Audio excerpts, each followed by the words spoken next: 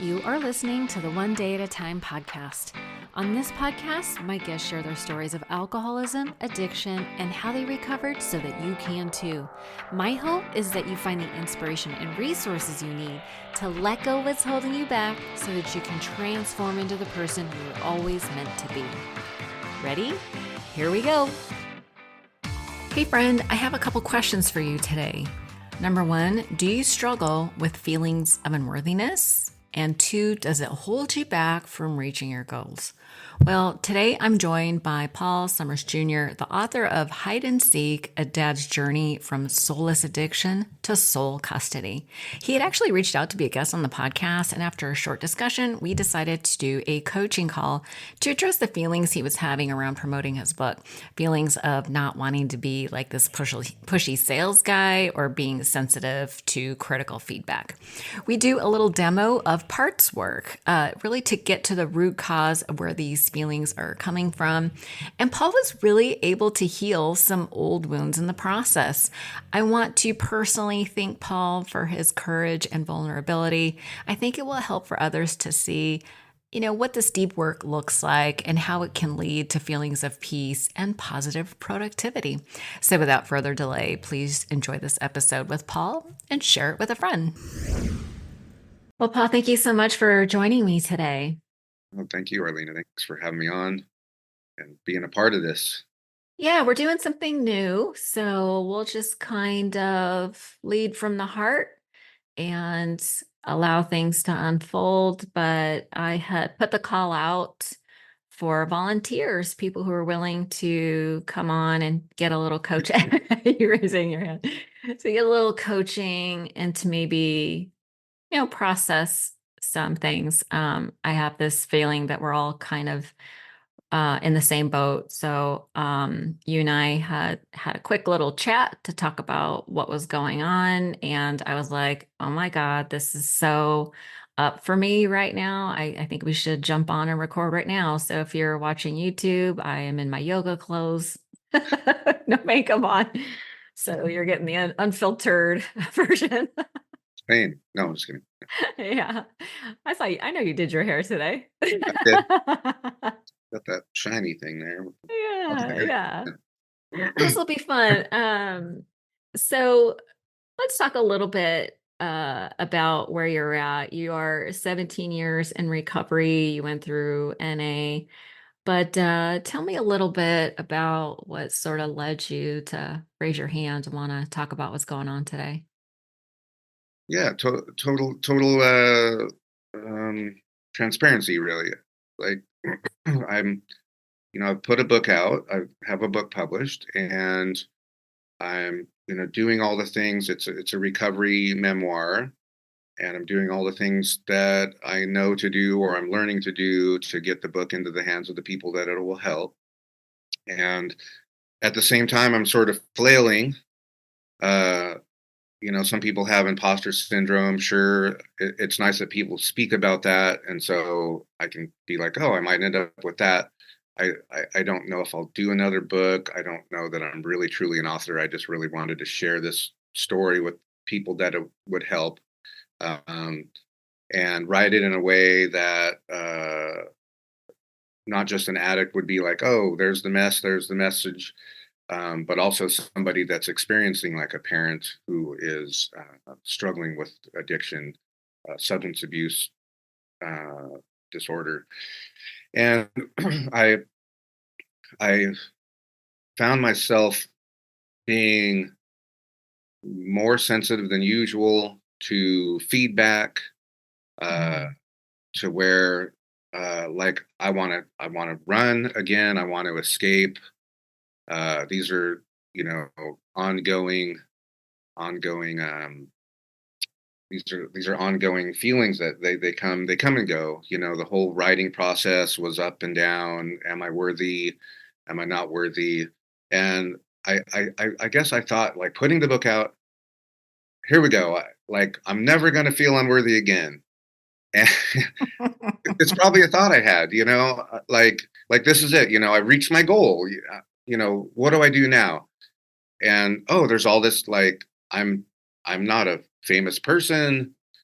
I've got to do all the hard work to get in front of people. I got in front of all my, friends and family time and time and time and time again. They're so probably sick of hearing about my book or, and it's like, well, I need to get this to, people in recovery and their families and see if this will help. I think the story will help somebody, and that being on that hamster wheel of like, you know, get it to bookstores, get it to on podcasts. Uh, and one thing I just thought of, I have a song called One Day at a Time, by the way. Maybe, Really? Oh my yeah, God. You'll have yeah, to share, you'll have to share a link with me. I'll put it in the show yeah, I notes. will. I will. The end of the song might be good for the show. Anyway, and I came across your podcast, and and I'm looking at how it can help. And there are certain podcasts where, if you're not famous, you've got to dial in a special language to like get their attention, of the producers or the person running the podcast. And I came across yours, and um, we spoke about doing this guinea pig thing, and it's like, as much as I want people to have the book, I'm not a sales giant. I'm not even it's not in the whole recovery message. It's attraction, not promotion, right?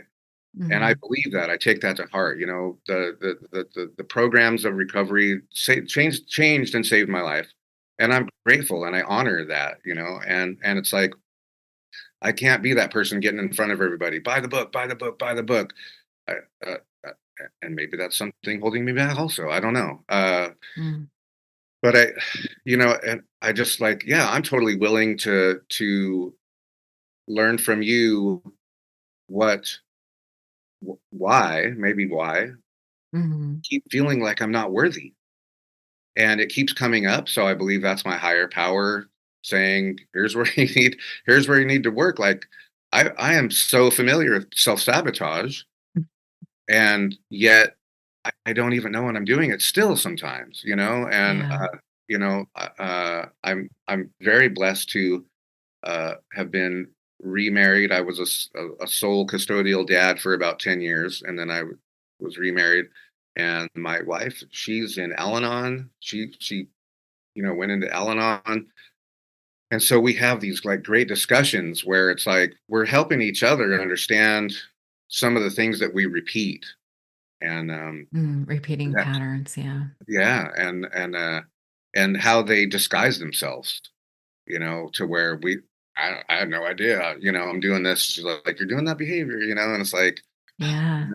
shut up. I mean, thank you. I mean, but it's Man, really, I thank you. swear to God, when two people are in recovery, discussions and arguments can be very like they're weird because you have so much like recovery knowledge, but at the same time, like when you're triggered and emotional, it makes the Yeah, just like a conversation different weird. person. Yeah. Yeah. Yeah. And I honestly, and I'm trying to remember what I was reading, but it was something, well, okay, it was something that said, write I am worthy and put it in front of you. Hmm. And it's like, man, I've done those things so many times, I've done that work. And like a voice, and it wasn't my voice, was just like, just do it, just do that. And Yeah. and it's like, okay, taking the actual action towards, freedom. And you and I talked a little earlier, it's like my early recovery, like I was broken, and that was the only way I was willing to surrender. Um, I mean, there was my my then wife, my daughter's mom, had kidnapped our daughter, like left with her and disappeared and didn't tell me. Now that was an impetus also, but I still could have went back out after so long. I mean, I ended up with sole custody of her because her mother's an addict also that still hasn't found sobriety. Mm. I ended up with sole custody within my first year clean. That's what the book that I wrote was about. That first year of losing my daughter, and then having the system be very challenging for a male parent um, Oh, to yeah. get her back. But then my daughter being harmed on her mom's watch was the only way. Uh, Oh, my God. they finally said, okay, yeah, we're giving him emergency sole custody. Um, but that could have been my like, all right, I got it. I got her back. I got my kid back. Party's Goal on. achieved. Yeah, right. Goal achieved. But I knew. I mean, I was not young. I was 44 when I got clean. Yeah, And I just knew like I'm so broken and I need something. I need to just like shut this guy off and right. absorb, and Yeah. I truly believe right now I need to find that same willingness. Mm. Yeah. You know, when we talked earlier, it really struck a chord with me to the point, like, I've never done this before where I said, hey, let's do a little pre-interview chat. And then during the call, I was like, oh my God, what are you doing right now? We need to Yeah, talk about this right now. Because you were talking about, not feeling worthy. And I was like, I recognize I'm talking to somebody who's 17 years in recovery. Right? That is a deep-seated, very difficult belief to overcome, right? And you mentioned to me you were thinking you struggling with the idea of like what is God's will? How do I know what God's will is? And I think it really struck me so hard because I really believe that if we solve the worthiness problem, that is the problem that solves all the other problems. yeah, It's really, Gay Hendricks is someone who wrote a book about the upper limit problem. It's like we only allow into our lives what we believe we deserve on that subconscious level. And isn't that ouch. good? I know. No, And, in a good way. the shortcut answer is that the work is to continually do the practice of self-esteem building exercises because in our brains we have something called the default mode network. It's like our brains are wired in a certain way. We're sort of hardwired, right? Through our Yeah, development of childhood, through experiences, we're sort of hardwired. And so there never is sort of this arrival place, right? Like we hear that, like, oh, there is no arrival, life is a classroom. We yeah, learn but mhm, it doesn't our brains don't really work that way. Like you gave the example of, oh, as soon as I get my daughter back, then I'll be happy. We have these conditions like of when, if and when statements, if this thing or when this happens, then I will be happy. It's a if then statement. mm, But what that doesn't take into account is our level of self esteem or self worth. Like, what do you believe you really deserve? Right. And in my mind, what really blocks that receiving is guilt. We still carry guilt and shame on some level. And we might not be consciously aware of it, but it shows up, it presents itself in ways like, not it's like, should I promote my book? Am I worthy? I don't want to sell this. I don't want to come off like this gross salesy person being like, yeah, right? Like everyone yeah, has that. totally. I spent 10 years in sales, so I know what it feels like. I have no shame about selling anymore. Yeah, I mean, I was in sales also, which It's different when you're selling yourself as it is opposed way to what kind of sales did you do? plumbing supplies. Okay. Yeah, so it was impersonal, right? Yeah, not at all. Yeah, It had yeah, nothing to do with you personally. yeah. It actually helped, like, part of my upselling, which is what they called it, and I thought that was the wrong word for it, is like a plumber would come in and say, I need these things. And it's like, well, if you're doing this job, because I had to learn about plumbing, Sure. if you're doing this job, don't you need, this glue? Oh, yeah, glue. Thank you. So Yes. that was, Thank you. yeah, Thank yeah, you is the experience someone has when you help them, yeah, right? And so really that's what you were doing is you're helping somebody. But anyway, my point was is that we are what we're when we are in touch with our true motives, like I am very clear that your motive is to help.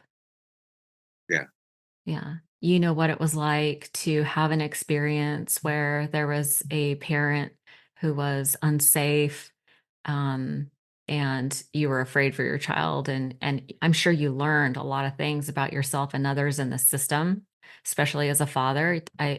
It's I've never been through the court system, but it's my understanding that the courts tend to favor the mothers. Is that true?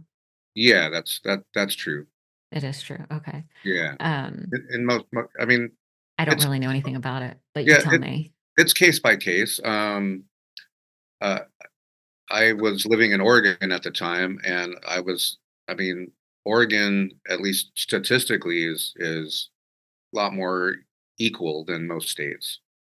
But even with that, I was still unable to convince a judge. I'd gone in front of a judge a couple times, saying, I know she's still running around old people. I've gotten clean and sober, and the mom hasn't. And our daughter keeps telling us or is telling me stories of who mom's running around with. And I know those are drug dealers. And I'm just concerned for her welfare. And, the judge was just actually screamed at me, saying, can you prove it? And I was like, well, I work full time. I don't, I don't know how I would prove it.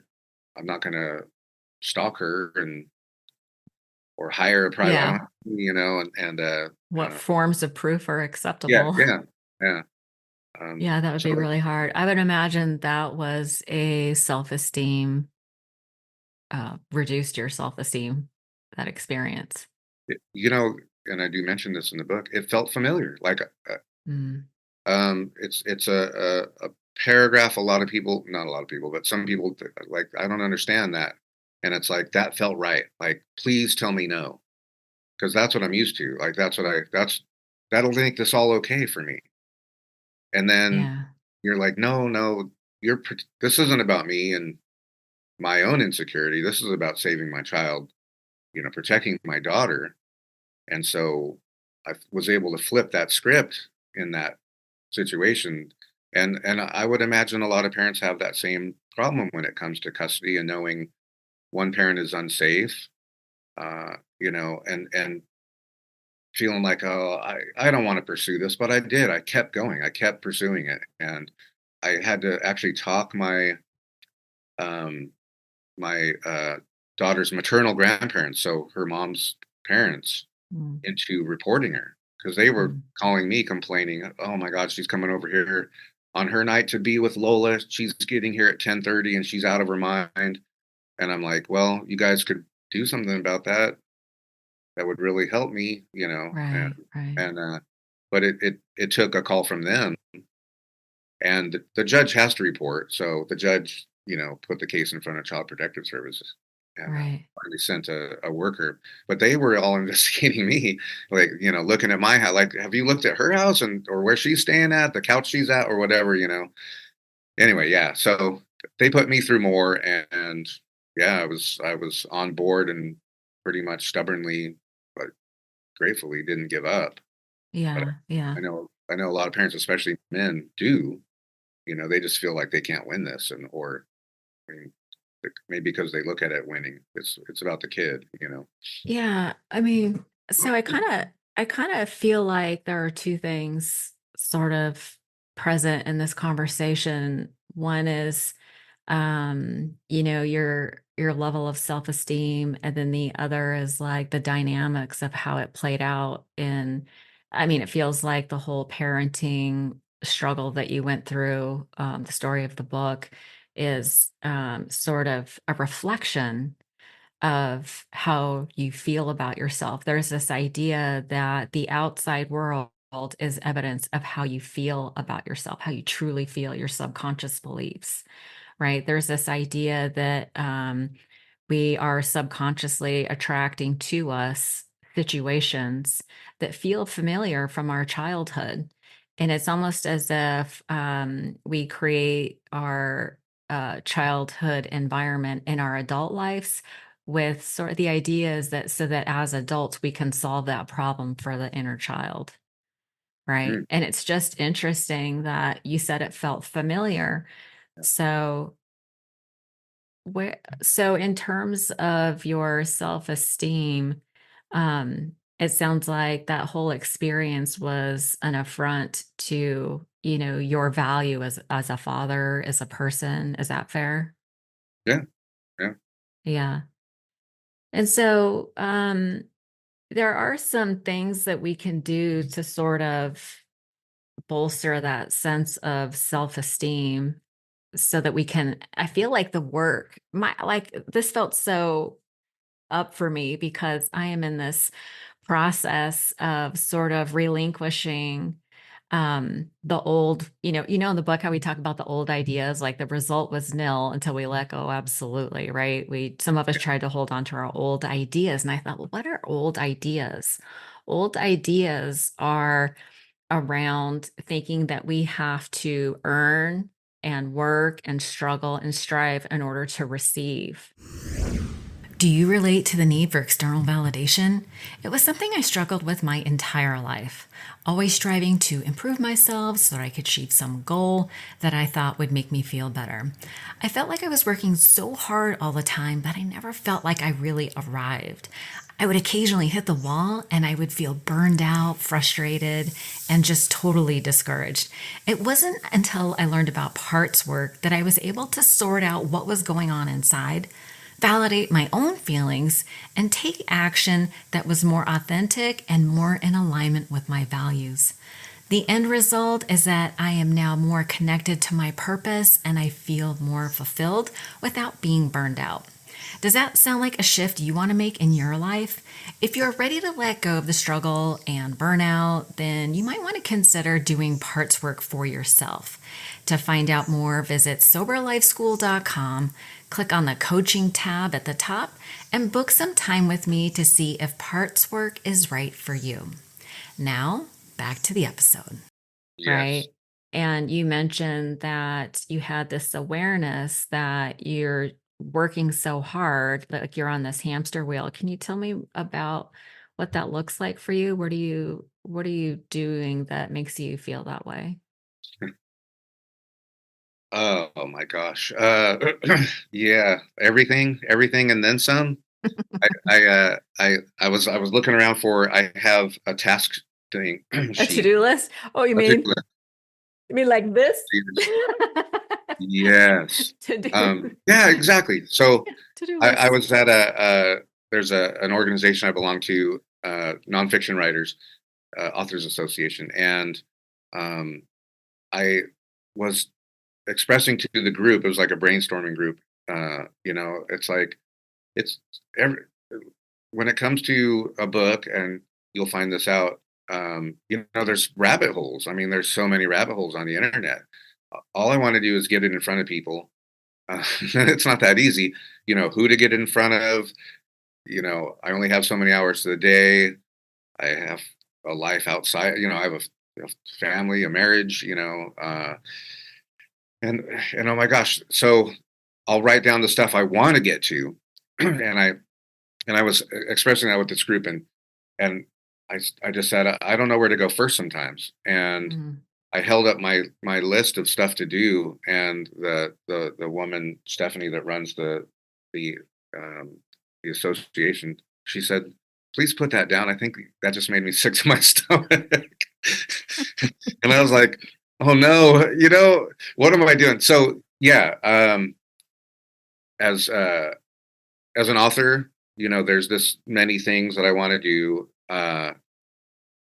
Bookstores, speaking engagements. I haven't even started down that path. Um, Mhm. and podcasts, obviously, Mhm. um, and then uh, the social media aspect. I'm all over Facebook and Instagram. Those are things I do all the time. Man, talk about a rabbit hole. There's rabbit holes, yeah, Mhm. and then uh, I mentioned when we were talking earlier. I talked about I as I was waiting for the book to be finished, I became certified as a sound healer. I grew up as a musician. Um, I played music for a living for many years. It was part of where a lot of the mess occurred. That enabling world, of being a musician and getting all that attention on you, and you know, take this, take that, and I mean, I became a hack after a while, uh, and but when I was raising my daughter full time by myself, uh, there was no time for music. I was working full time. I was full on single parent mode, uh, meetings all the time, and that was it. Parenting, recovery, or recovery, parenting, working, and the music took a back seat. Uh, and then now the kids. So I got remarried, two step kids. We met through our daughters. All three kids are type 1 diabetes. So our daughters met and they were like reflections of each other. They met when they were about 12 or 13. And so we blended this family. And so there was definitely no time then. I would occasionally do a show here and there. Uh, and what kind of brought me back was I came from Las Vegas. I was in some punk bands in the 80s, and they opened a punk rock museum there a little over a year ago. And they were so gracious, they gave a wall to the local scene. That we had a great local scene in Las Vegas in the 80s. And Mhm. so one of my guitars is hanging in the punk rock museum. Oh, wow. Come down and do like a show. And I was just like, how can I give like punk rock? I don't know if that's like a good avenue for people in recovery. And it probably is. I know there's sober bands for sure. There always have been. Oh, absolutely. Yeah, but I found my way um, to sound healing music, like instrumental. Mm, Uh, and through doing research, there's a frequency, 528 hertz, mhm. that is soothing, like the science-based knowledge has found what I think I always knew, but I didn't know 528 hertz was a specific frequency that for people going through withdrawals, the anxiety, it helps calm that. So it's a specific frequency. And so I've written an entire set of music, an entire session of music around these frequencies, but it takes a lot of time. It's a lot of recording and doing loops and layers. And I started doing this music with a yoga instructor and got a lot of really Nice. good feedback with that. And now I'm branching off to do this just by myself as a session. Um, One of the first ones I'm going to do is at Camp Soberfest. I don't know if you've heard of that, but Mm-mm. it's in California in August. And so I'm actually like kind of kicking off the 3-day event with a Nice. meditative sound. I know it's like such an honor. Like, okay, I'm doing this and I'm giving back, So But do you feel like when you talk about that, like I'm just watching you and your whole energy changed, you shifted and like is that what lights you up? Is that what brings you joy? definitely. I mean, I'm in my 60s. I'm getting to be creative again, Yeah. get in front of people and knowing like I'm giving back. This is a way of giving back. Yeah. This is Yeah. going to be for like, a sober sound healing. Beautiful. I love it. Can I just share something with you? Oh, I don't know, of course, Well, brace yourself because I'm please, going please. to. Okay. Thank you. So I have been working with Julia Cameron's book called The Artist's Way. And as I'm listening to Okay. you, I consider myself a creative as well. Yeah. And when we are when you're a creative, it's hard to distill all of the ideas that come in and follow one. Right? Like Yes. you're an author, you're a musician, I would argue you're a healer. Maybe that's the overarching, like your identity is emerging in this way that has many facets. Yeah. Right. And so I just want to highlight that you have enormous potential and, in Julia Cameron's book, she has this list of affirmations, and I've been using a different one every day. I use something called a 5-minute journal, and it's three things you're grateful for, three things that would make the day great, and an affirmation. And I've been sort of reading this list of affirmations that she has in this book. And I just keep getting the message over and over again that like our purpose is really to allow ourselves to be creative. And I'm just going to read you some of the affirmations and let me Yeah. know if these resonate with you. But I am a channel for God's creativity and my work comes to good. My dreams come from God, and God has the power to accomplish them. As I create and listen, I will be led. Creativity is the creator's will for me. Yeah. And I'm allowed to nurture my art. So it goes on, but those are like my favorite. The first few are my favorite ones. But Yeah. really, that's what the idea speaks to. Um, that when you talk about what is God's will, you mentioned that earlier. What is God's will for me? It's it's about tuning in and allowing ourselves to follow the joy, which takes a tremendous amount of courage Okay. because we have to let go of our old ideas. The result is nil until we let go, absolutely. And what we're letting go of is possibly expectations that we have of ourselves, of what we feel like we should be doing. Yeah. And the very first one you read, um, the end of it, my work comes to good. Is that how it ended? Yeah, I am a Yeah. channel. I'm a channel for God's creativity, and my work comes to good. And so the expectation part, like Yeah. my expectation of my work coming to good is I become world famous, crazy wealthy, like that. Okay, let's follow that for a Okay, second yeah, 'cause I because don't let mean me to laugh. just ask you, let's just take a famous and rich because those are kind of both, rich and famous. Yeah, So yeah. so let's say, there's this idea that as you ask, you shall receive. As you ask, it's given. So let's say in an alter reality, wish granted, you're famous. What are the feelings that you would like to feel when you are famous? You are famous. I wave my magic wand. How do you feel in this moment? Ooh, man. Okay. Uh, And just drop into your heart. Try not to be in your head, but how does it yeah, okay. feel? How does it feel? I mean, the first thing that really came to mind was like accomplishment. Accomplished. Okay. You know. And how does accomplished feel? What does accomplished bring you? Oh man. I was gonna say not necessarily satisfied. Um, and I was like, oh, should I say that? Because that doesn't I sound mean, like the same thing. satisfied is a very like accomplished. It's like I work really hard and I achieve this goal and then I did it. Yeah. But not satisfied. That's so I'm already in conflict on this. Like Well, allowing my to accomplished doesn't mean that you stop creating. yeah, yeah, okay. I mean, I get Like you that. can continue, you get to continue to create from a place of joy. But let's go back to famous. Can I real quick before Oh, you sure, sure.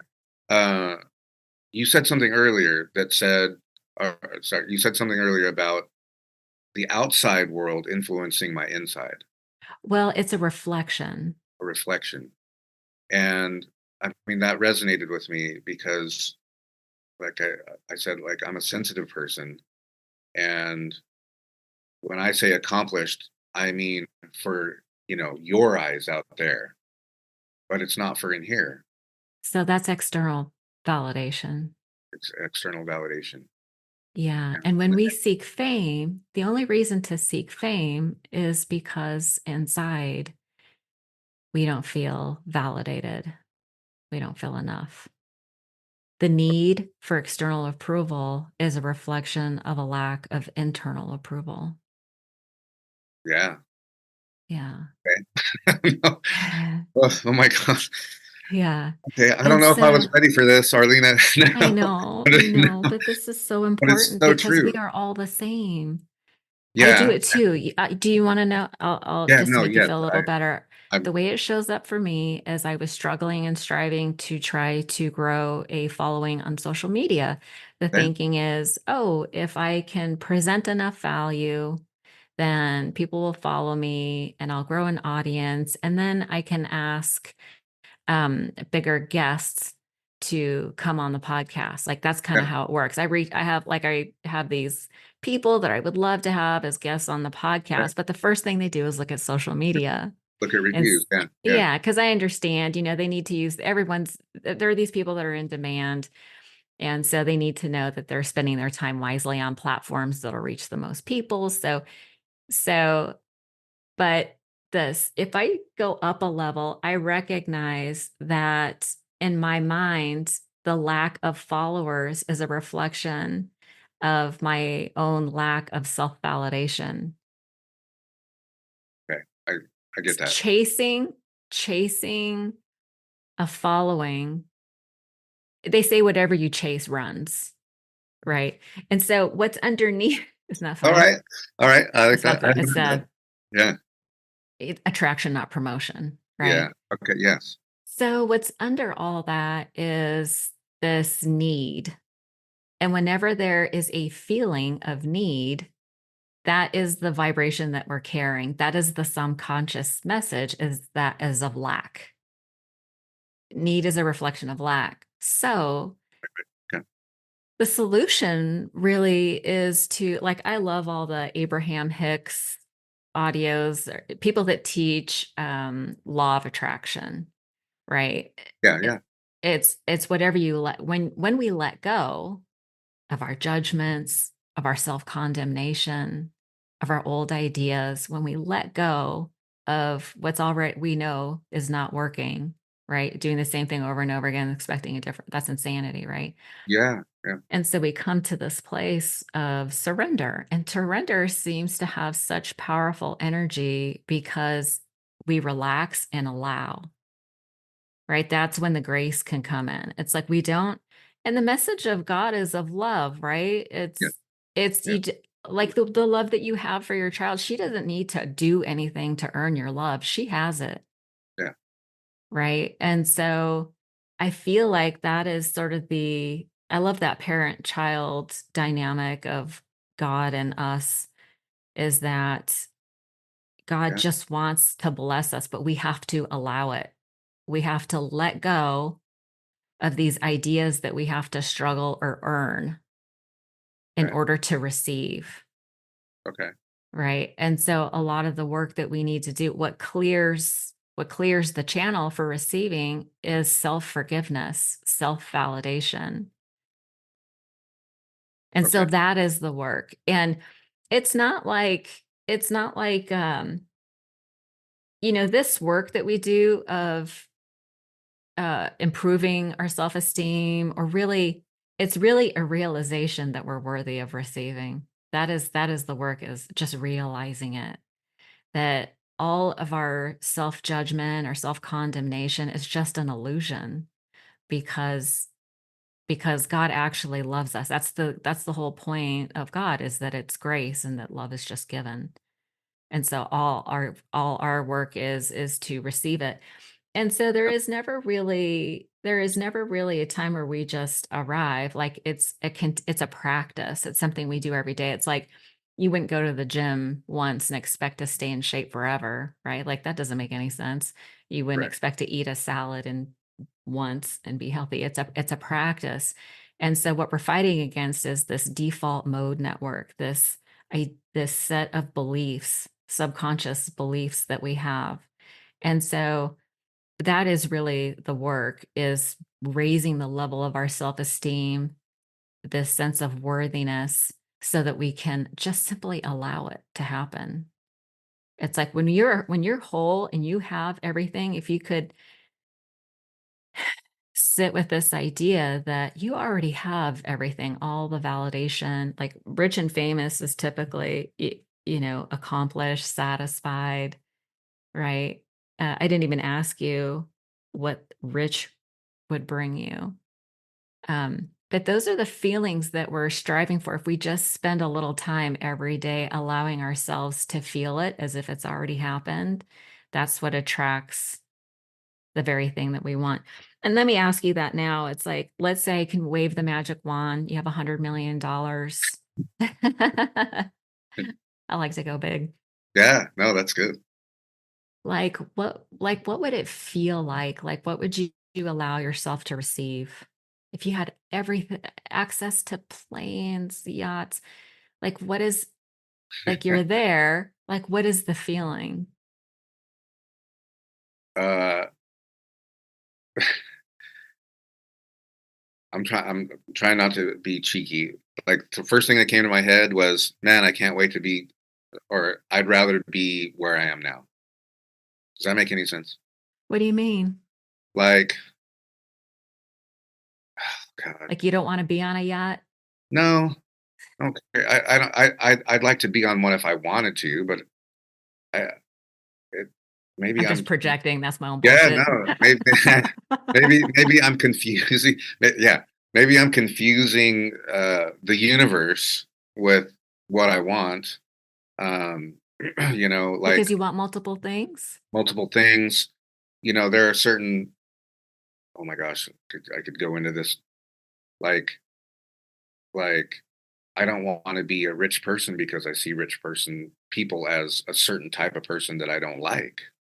Ah, that's so you have conflicting ideas about what it is like to be somebody. You have judgments towards people who are rich. So you couldn't allow yourself to be rich because then you would be going against your own values.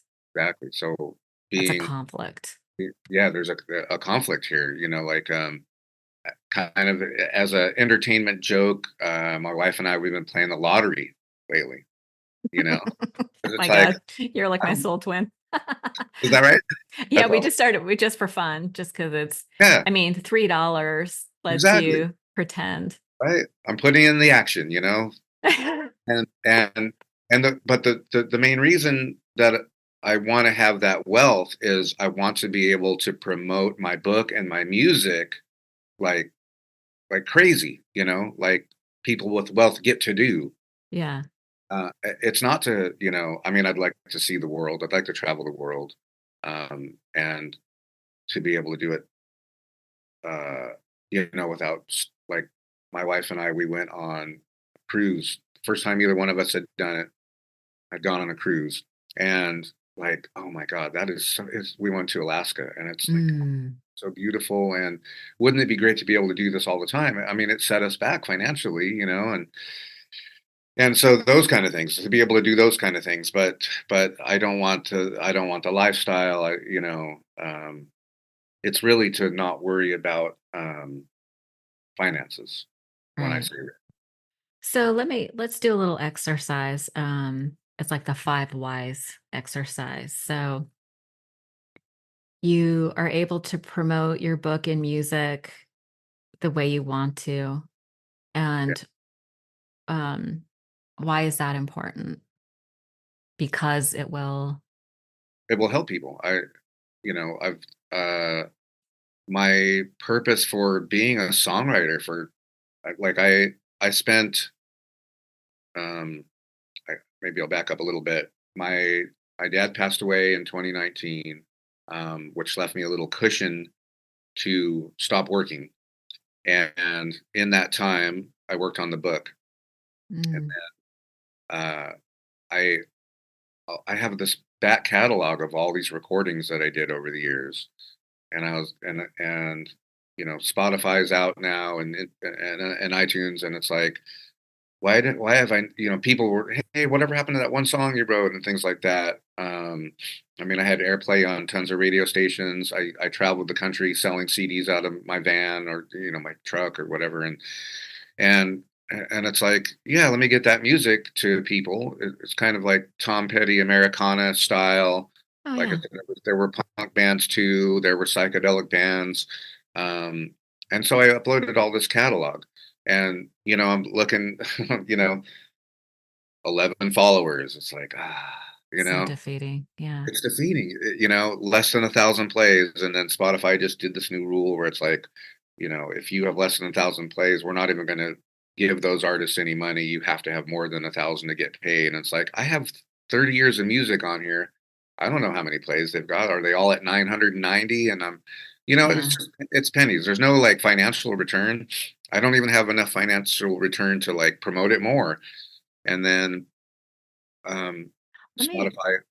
I'm Oh, sorry. I'm sorry to interrupt, but I want to bring you back to the why exercise because I yeah. want to sort of let's get to the core of what your real like what is the underlying motivation because I think that'll be helpful in leading us to a place of on a path to building self-esteem where you can receive. But okay, so promote your book and music will help people. And what's important about helping people? Uh, it to me it validates my work. Yeah. And So and it's yeah, not self-serving. Like, hey, I wrote a book, so I'd be an author. That's not why I wrote a book. Like, I yeah, didn't spend to 5 help years others. to promote my own ego. It's like, Yeah.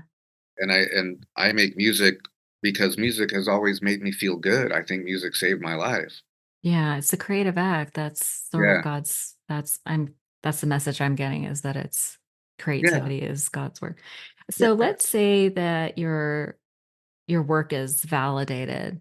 And why is that important? That's a good question. Okay. All right.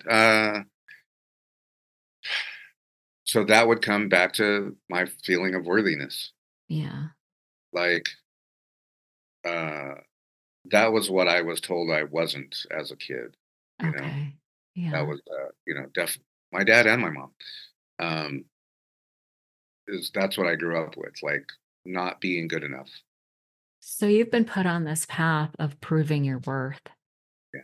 And if you can help enough people, then you'll be worthy. Yeah. Yeah.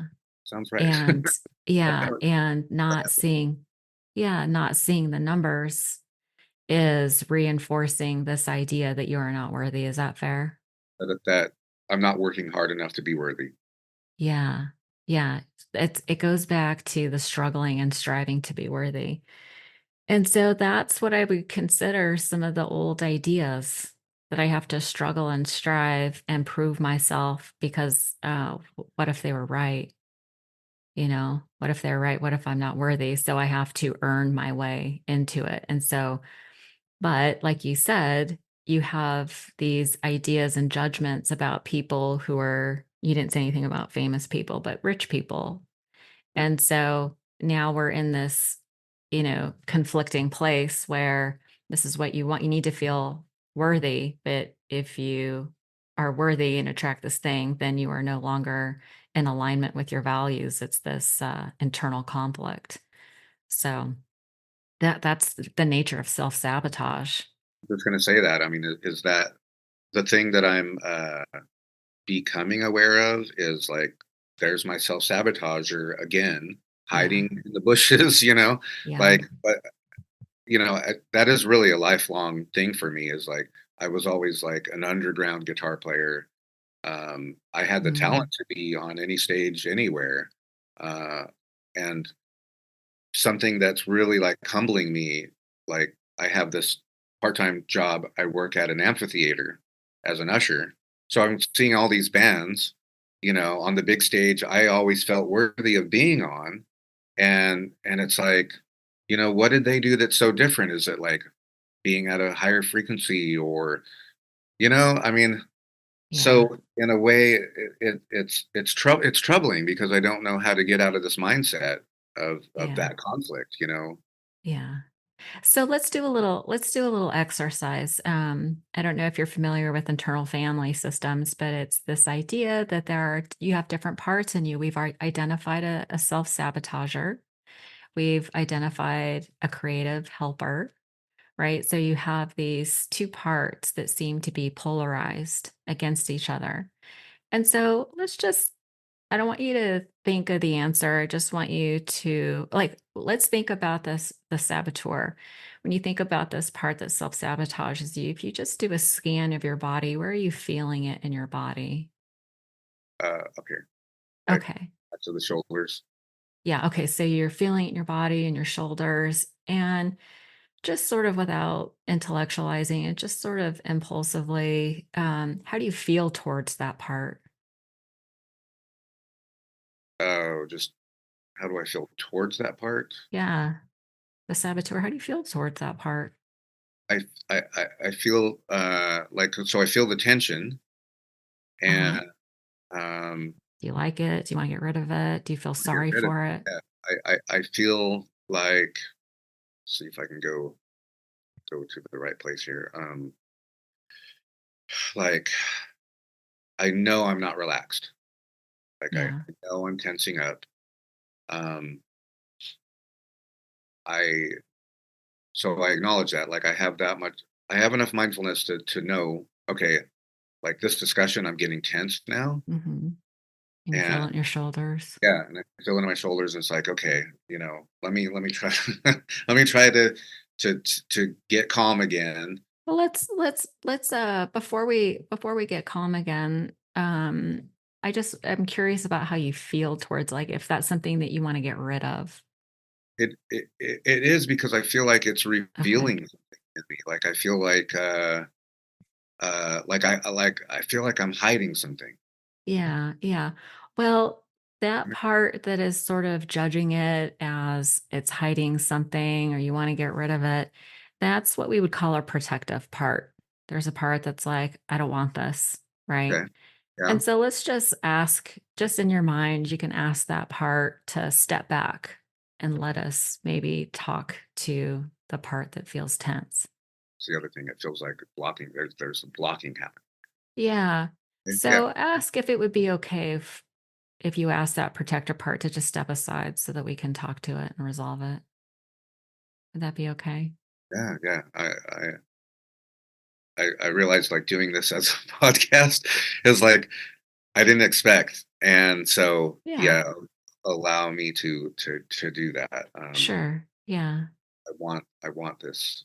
Yeah. So let's just, if that part is willing to step back, just let's just thank it. Thank you for be willing to let us talk to the tense part that maybe is sabotaging you, and that we're going to take good care of all the parts. And can you get a sense of space? Yeah. Yeah. And how do you feel towards that sabotaging part now? Um,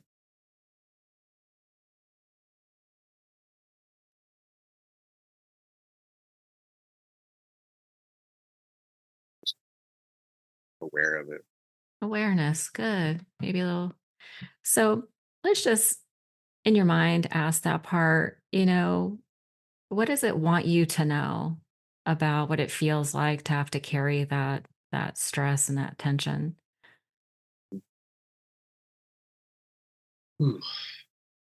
Um, that it's scared. It's scared. Yeah.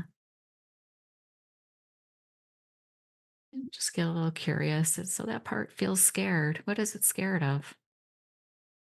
I mean, intellectually, I want to say change, Yeah. but feeling wise, it's protective. Like it's Sure. it wants to protect me from something. I guess. Yeah. It wants to protect you. And that's a very noble endeavor that it's really on your side. It's really been trying to help you all this time. And that it's scared. And can you ask it, like, how hard has it been to be carrying this burden this whole time? You just breathe, take a deep breath, and how hard has it been? Enormous. Yeah.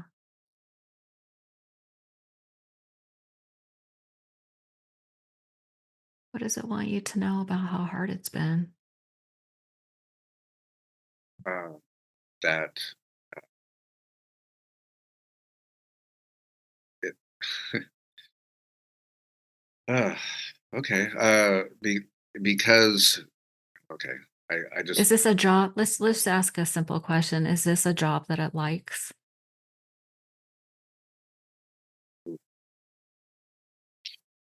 and I think yes is what I'm hearing. It says yes, it is a job that it likes. Like it Because feels necessary, it feels necessary. and I believe I know why, and that's because the protective thing. It's because I'm so sensitive. I'm so sensitive. I mean, and Yeah. that's the thing I was always told. You're too sensitive. Like I don't handle things well. Um, Mm. and I recently learned about myself because I have anger issues. Mhm. Is I can't speak to somebody rationally when I'm mad, and I just found Mhm. it's because I get flooded, and Yeah. flooding is like this loss of control, and I like with these questions that you're asking, it's reminding me, hey, I'm necessary because you get out of control, and so I'm Ah. protecting you from that. Mm. Oh, it's protecting you in so many ways. Yeah. Yeah, and, so what is coming up is I'm recognizing that there's another part that we need to talk to in a moment, this, sensitive part, and, we'll just acknowledge that part that feels sensitive and gets quick to anger, and we'll just ask that part to, we acknowledge it and validate and appreciate it. We're gonna ask it to just, maybe step aside for a moment. Okay. Okay. And when we talk to the sabotaging part, it feels like its job is necessary. But let's ask the part if it knows how old you are. Let's maybe introduce let's maybe we need a little introduction to this part. Let's just ask it. It's like, does it know how old you are? Yeah, and it's laughing. you know, uh, why do you ask that? That's Yeah. Just tell well, you don't have to tell me. You can just tell no. I ask. mean, I'm not afraid of being transparent. I'm just Yeah, yeah. uh, so I'm asking the self sabotager how old it is, or if No, it's you're asking the self-sabotager if it knows how old you are. oh, okay, Yeah, the self that you are today. okay, Yeah. What does it say? Does it know how old you are? it doesn't. So let's do a little introduction. Let's tell this self-sabotaging part. Let's let them know how old you are, the wisdom that you have. Let them know that you've been sober a long time. You've clearly done a lot of work on yourself. You're very self aware. So just, maybe silently to yourself, just let that part know who you are and that you have lots of skills and abilities today.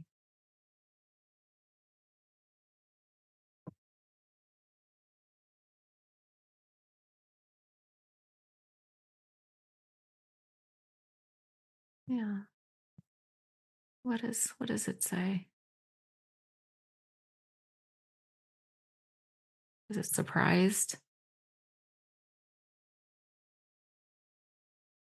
And you're just listening. Good. Uh, like it doesn't want to know that, but it's listening. Okay. And maybe we take a moment to ask the self-sabotaging part, how old is that part?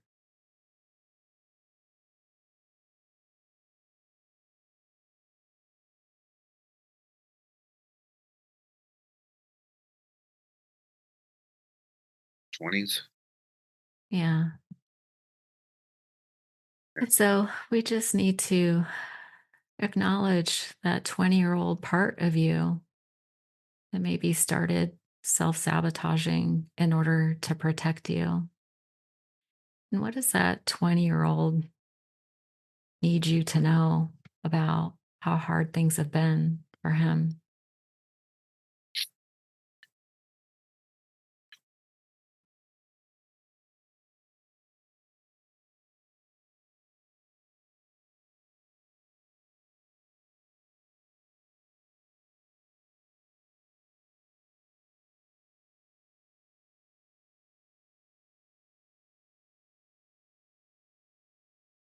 Uh, I mean, all I'm hearing is is it's almost like it's blaming me, if that Yeah, makes it any must be mad. Yeah, yeah, yeah, like, he's how angry. yeah, "How did you let this happen?" is what I was hearing in my head. How did you let this happen? Yeah. And do you get a sense of how far away or how close he is to you? Is he feet away? Is he across the room? Well, like, within, like, Yeah. yeah, not far, like, Yeah. yeah, close. Just let him know that that you hear his anger. Let's validate his feelings. It's like, yeah, of course you're pissed. Of course. Yeah. Let's just validate his feelings. He's 20 years old. He's a child. He's really angry. Yeah. And maybe let him know how sorry you are that he felt that way.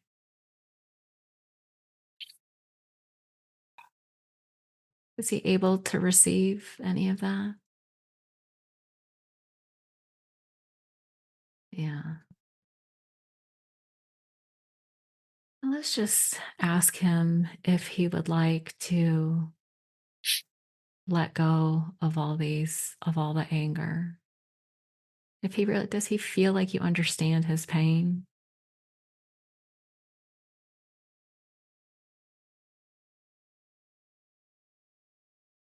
Yeah, Yeah.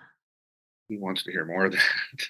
Yeah. He needs your validation. Yeah, I mean, definitely, definitely. Yeah. And can you just let him know how much he is loved?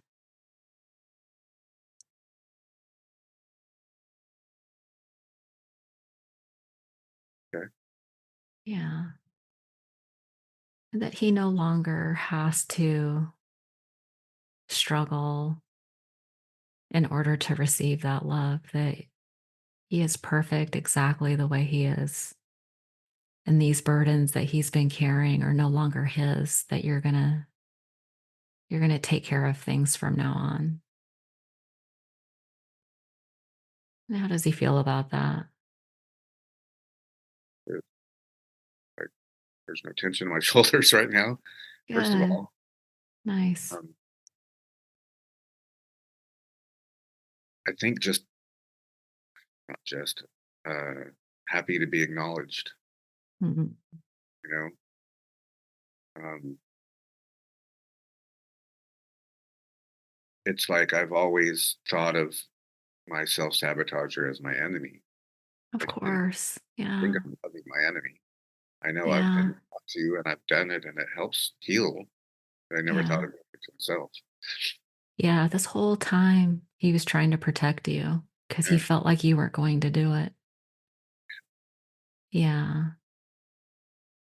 And where do yeah, is he? So, what we'd like to do is bring him to a place where he feels safe. okay. But first, before he leaves the place where he's at, let's ask him if he would like to, what would he like to do with these, negative feelings of anger, of burden? Does he want to give them up to fire, water, air? How would he like to release those burdens?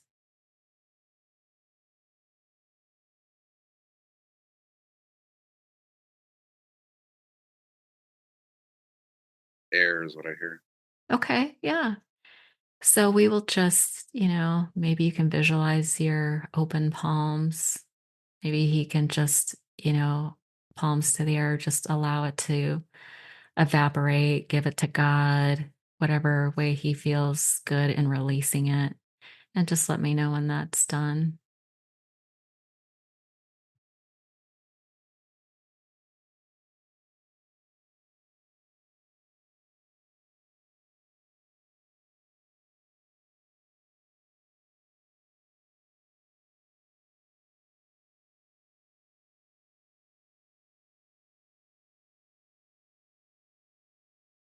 Good. So now we're going to bring him home. We're going to bring him home to a place where he feels safe, where he's loved and validated, and that he's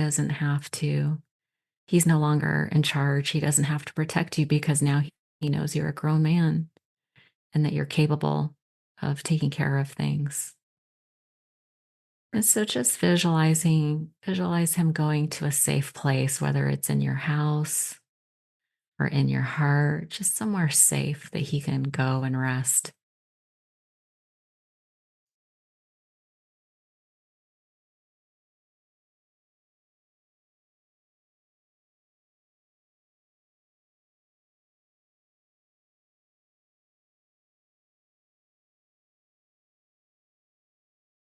He, he's questioning where a safe place is. Do you have a safe place in your home, I don't know. in your music room, in a made up place? I'm looking at a made up place. Okay. Yeah. So just let him know that he can be safe in this place that you think he'll be comfortable in. And what would he like to do? Does he want to just chill out, play video games, play music? Wants to chill out, but keep an eye open is He's on guard a little bit. hard still. Yeah. Yeah, Yeah. he's going to learn to trust you over time, Yeah. and this is a new relationship that you can come back to and visit Yeah. whenever you start to feel the tension. That'll be your sign that as you scan your body that he maybe has moved back into a protector role. And so we just whenever that happens, we can just validate his feelings and reassure him and that you are the higher self and that you got this and that you will protect him and all your sensitive parts. Yeah, good. So just take a little cleansing breath. I know that was a lot. Yeah. That was And good. that's yeah, so there the sensitive parts that we have are also you can do this process with that part too and recognize that the sensitive parts that we have are typically gifts that we don't know how to use, right? Um, Okay. yeah, and it doesn't surprise you're a creative, you're a musician, you're a healer, you're a writer. So your sensitive part is actually there to serve you. And it does require you as the self to be protective of that part. Right. And so anger is the sign that it's easier to feel anger than it is to feel hurt. And so when we feel hurt, it's important to, take a moment to, when things calm down, to sort of do that inner retrieval part with the sensitive parts of you too. Because anger is a secondary emotion. Yeah. And listen, anger is one of those things that is also like a protector, right? Yeah. Oh, yeah, for sure. But yeah, when it's interesting that when our nervous system is inflamed or triggered and anger is activated, your amygdala actually takes over your central nervous system and you physically cannot respond. You don't have access to the rational parts of your brain. That's just how the brain works. You're not unique that way. And Yeah. so we need to bring a little self-compassion to ourselves in those moments. Yeah. I'm yeah.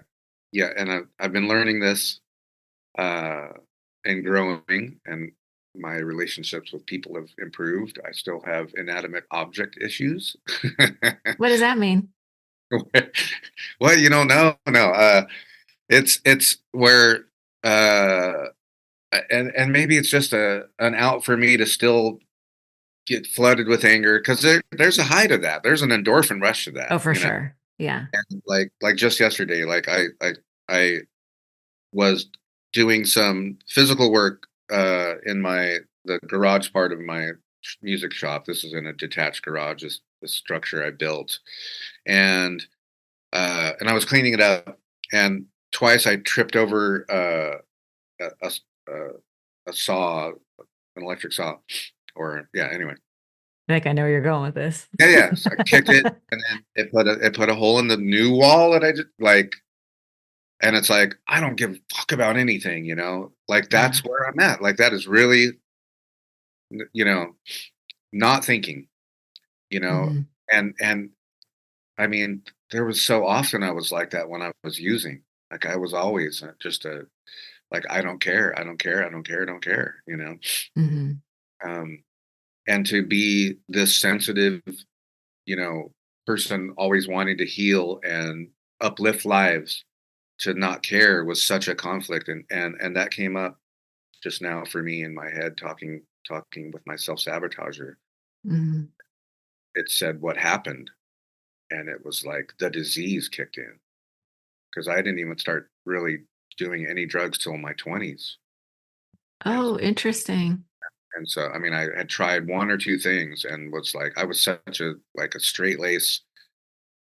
I was athletic, and and then like that was when the disease kicked in. Like immediately when I started drinking, I was always going for it. You know, Yeah. I didn't drink all the time. I just drank in excess when I was there, and yeah, so that came up. Like the disease. The disease is it. Um, I would say enabled the self sabotager. Like it. Yeah. I mean, in IFS terms, that part was trying to protect you because, at 20, you couldn't process, you didn't have the tools or the ability to process everything that was happening. And so addiction is a way of distracting you from that pain. And that's really the purpose of addiction is distraction. Yeah. Right. So then there again, there's a part of you trying to protect you from enduring pain that you couldn't resolve. Yeah. Right. Yeah. And when we can't resolve it in ourselves, we often resort to trying to solve it in others. Okay. I see that. I'm a helper too, is how I know this. Yeah. Right. It's like Sure. yeah. And it's all circles back to, we blame ourselves for our own pain. And so that's where the forgiveness piece comes in. And it's looking at that 20-year-old self and forgiving them for not having the skills. Like, how could they? Yeah. It's not, it's, we judge ourselves for not being able to solve problems that we weren't ever supposed to solve. You would never expect a child to deal with the sort of pain that was inflicted upon you. It's not your fault, right? And we develop things like disease to compensate, but even the disease is trying to protect you Yeah. True. from pain. True. So, Yeah, and I've done the work to come to terms with the disease, you which know? is interesting, and I'm not fully. It's interesting how like I've thought of it as a disease too, right? But in a way, that's externalizing and alienating a part of ourselves, Yeah, right? And what I know about wholeness is like recovery is about recovering our whole self, the good parts and the bad parts, what yeah, we think of as bad parts. And then we come to understand, oh, even those parts are good. They were trying to protect us. yeah, yeah, Right. So it's not about like judging, this part labeled a disease. It's like, oh, thank you for trying to save me. We're going to do it in a way that's not destructive to all the other parts. yeah, yeah. I totally agree with that. I calling it a disease was a way to, itemize, Yeah. you know, to understand so much about these self-harming behaviors Right. and then love it, like, love Yeah. it. Yeah, so that's how I see it too, and Yeah. so and I believe that's what the 12-step program helped me with, is Yeah. I I it I don't mind calling myself an addict, and saying I have a disease because that helped Yeah. me process what my behaviors. It's a way to make sense of what feels Yeah, insane. yeah, Yeah. yeah, because insanity, hey, that's my realm. It was. What exactly. It was. But you have like this, I feel like recovery not only is recovering our whole self, but coming to grips with the realization of who our authentic self really is, Yeah. right? And which is an identity that emerges in recovery so that you become who you really were all along. Yeah. And we learn to validate all of the parts that were trying to help us this whole time, even if it was, destructive on a multitude of levels, I'm sure. Yeah. I mean, with what we were just doing, I never saw the self-sabotager as someone I should love. Or Yeah. very much love. I had a sponsor who told me she like laid down the gauntlet. She asked me, "Can you love your unlovable parts?" And I was like, "Of course not. They're unlovable." Yeah. Right. But with the new context or new information of, oh, these unlovable parts were actually trying to help me this whole time, then I can have compassion to those parts. And then the things that we do, like seeking external validation and money, things like that, those needs become lessened. Like the need softens, and we can start allowing and receiving from a different place. And the work is the work of a law, the law of attraction is about, um in a funny way, it's like practicing delusional thinking, right? Yeah. But we Yeah. practice delusional thinking anyway. Right. We spend more time in fear, fearing things that never happen. Yeah. So why not take 15 minutes every morning and think about the end result of the things that you say you want, right? And just acting as if they've already happened, Yeah. right? Yeah. Like the Yeah. music touches who it's supposed to, the Right. book helps the people it's supposed to, and Yeah. like your job is done. So that's so nice to hear that. Yeah. And then you can just spend a few minutes feeling the feelings as if they already happened. And then you can start taking action from that place of peace and joy. If you are whole and have everything you've always wanted, all the validation that you give to yourself, internal validation, you allow yourself the freedom to make choices without restriction and allow yourself to, feel the joy that you feel like on the boat in nature in Alaska, the feeling of expansiveness, like you have those experiences. Yeah. And so, really, the work is to spend a few minutes every day in positive delusional thinking and just remembering the joy. Because at the end of the day, when people say whatever it is that they want, it's really the feelings that they think it'll bring them that brings the true joy. There's no need to put anything between us and the feeling that we want. Good. So, I a component that's helped me have that is faith. yeah. And faith. Hmm. Um, when I have faith and I'm trusting that faith, I'm not worried about wealth or fame. I'm, Yeah. I'm realizing you know, what I'm being given is good enough, and I don't have that fear. But it wanes. It just wanes at Of times. course. You know? Yeah. And that's the practice is spending Yeah. a few minutes every day just connecting with the internal compass. That's in my mind, that's where God lives. It's your internal compass, and God leads us through joy, through creativity, and you're a creative person. Um, I do. I do totally remember the Julie Cameron where that stayed with me was the things you fear the most you attract, and I was like, oh, and that's I mean that's work in itself. And then what was the opposite of that? It's like the things Well, you it's love. It's love is the opposite of yeah, fear. yeah, That's like a Course in Miracles teaching that at the end of the day, there's only two feelings. It's either love or fear, and we get to align with love. Let God do his job and align with the feelings of love. And what you think about, you bring about, right? Like yeah, that's the law of attraction is we spend time, we surrender the fears and choose the thoughts and feelings that we want to feel. And what we focus on expands. That's our work. It's to just let go and forgive ourselves for the negativity, yeah. Well, allow and receive. yeah. I I I want to say this right now.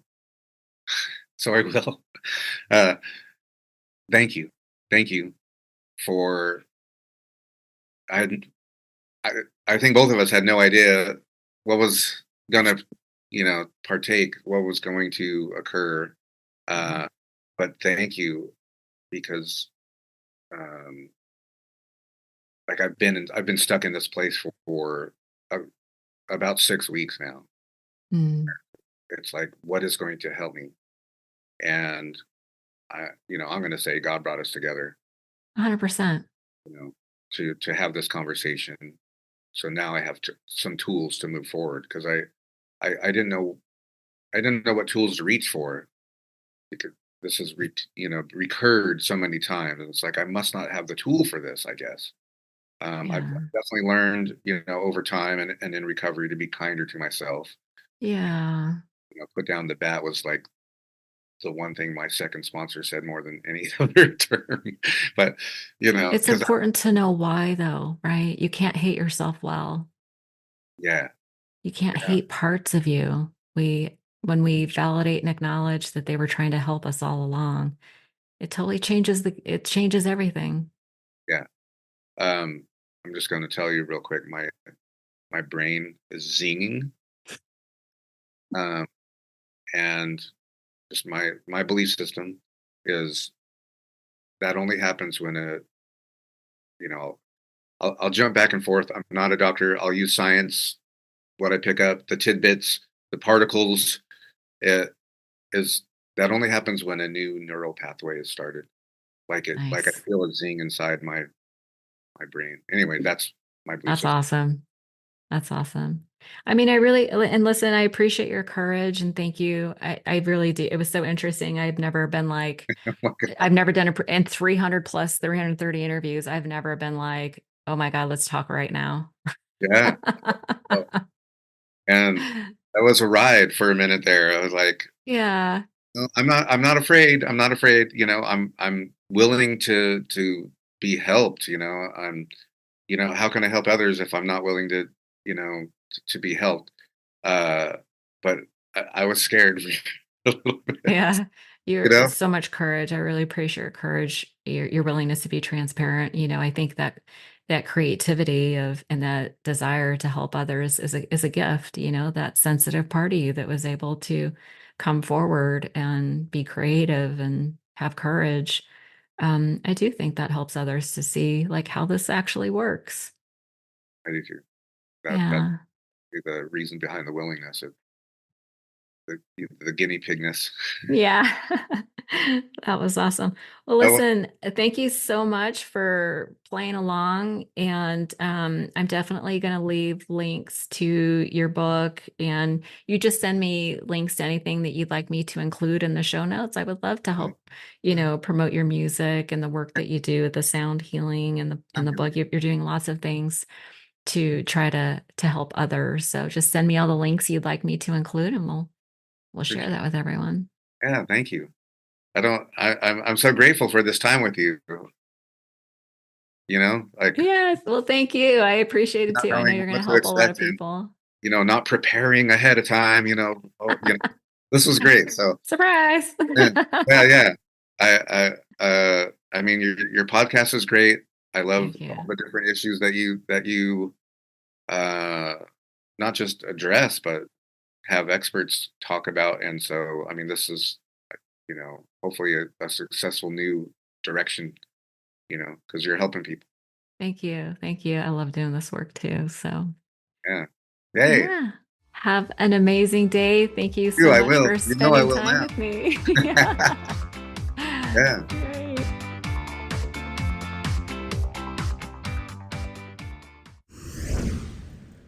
One last thing before you go, you can follow the podcast on Instagram for daily inspiration at ODAT Podcast. And if you'd like to get a biweekly email from me with recommendations to books I'm reading, meditations I love, or other recovery podcasts, just sign up for it at odatchat.com. That's ODAAT chat.com. And if you do, I hope you enjoy it.